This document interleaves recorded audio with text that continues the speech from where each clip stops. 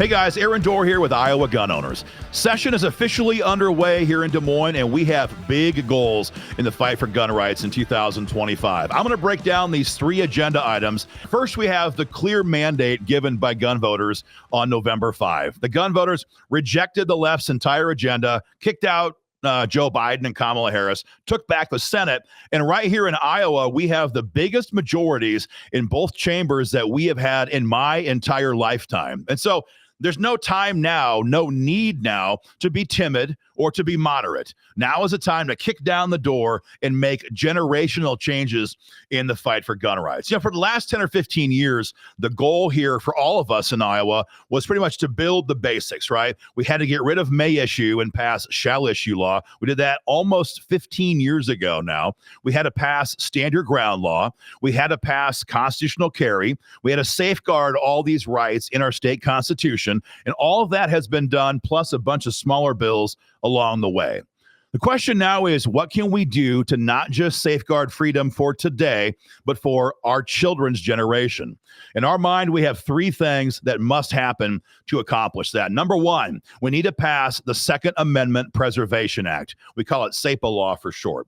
SAPA tells the federal government they cannot use our cops, Iowa's troopers, deputies, and city police officers to enforce federal gun control laws. Now, the obvious question is, we have Trump in the White House almost. Why do we need this? Well, the answer is pretty obvious as well. He's only going to be there for 4 years.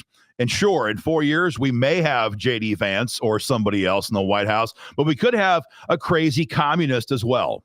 And whenever the next Democrat becomes president, that president will be far worse on gun rights than Joe Biden ever was. And so we have got to make sure that red states like Iowa have this protection in place to make sure that we don't have our own cops enforcing laws that have not been passed by the General Assembly.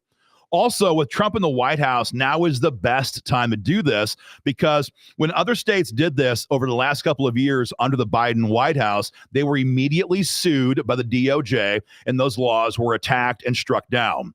We don't have that problem now. With a friendly DOJ, we're going to have no problems and no reason why SAPA cannot pass and remain the law of the land here in Iowa for the long haul. That's goal number one. Number two, we need to ban red flag gun seizures. You've heard about red flags for a long time. We've been blocking red flag laws here in Des Moines for a very long time. Red flag laws allow someone to call you in, say you're dangerous, and ask the judge to order the seizure of your firearms.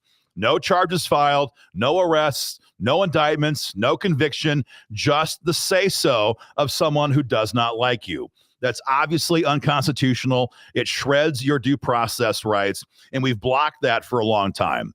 Our goal now is to go beyond defense, go on offense, and make it a crime for anybody to enforce a red flag seizure order here in Iowa. Our bill requires that before our guns can be taken away, we have to be convicted in court of a felony disqualifying crime. Short of that, if some department goes to enforce some judge's seizure order, that department would be liable for civil penalties. We have to deal with this and get ahead of red flag laws by making them illegal. Wyoming did this last year. It's the first state to do it. Now it's Iowa's turn. That's goal number two. And finally, we need to pass enhanced stand your ground law. So we passed 2017, we passed stand your ground law. There's no more need to retreat if somebody attacks you. Problem is, here in Iowa today, if you pull your gun, let alone use your gun in a self-defense situation, in the eyes of Iowa law, we are presumed guilty. And that means we're forced to prove our innocence.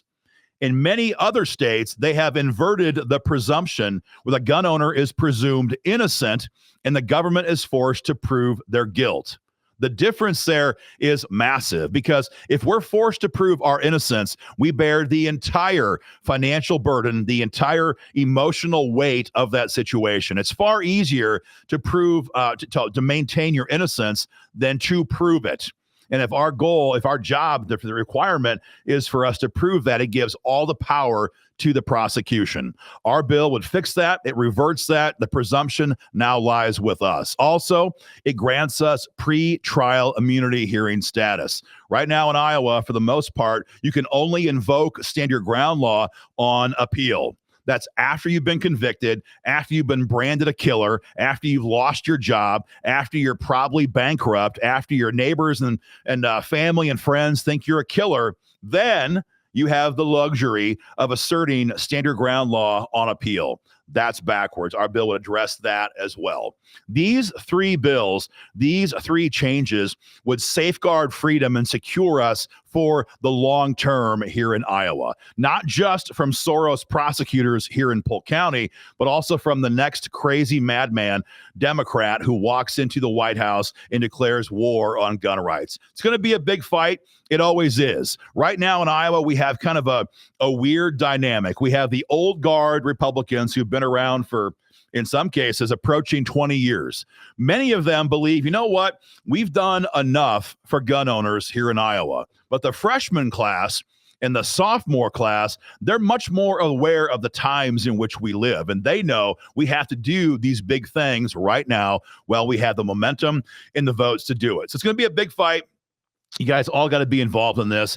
Do three things. Number one, keep your eyes peeled for emails and text alerts from Iowa gun owners. When these come out, they almost always have a one-click action item. Hit the button, type in your address, and your email goes right to your senator or state rep's inbox. So keep an eye out for texts and emails. If you're not getting emails from us, number two, is go to IGOupdates.com, and opt in to receive our free email alerts. And number three, if you've not yet done so, join or renew your support today at iowagunowners.org. Session's underway. The fights are underway. We need your voice to amplify that grassroots pressure here in Des Moines. Take action. Stay tuned. It's going to be a very busy session. Take care.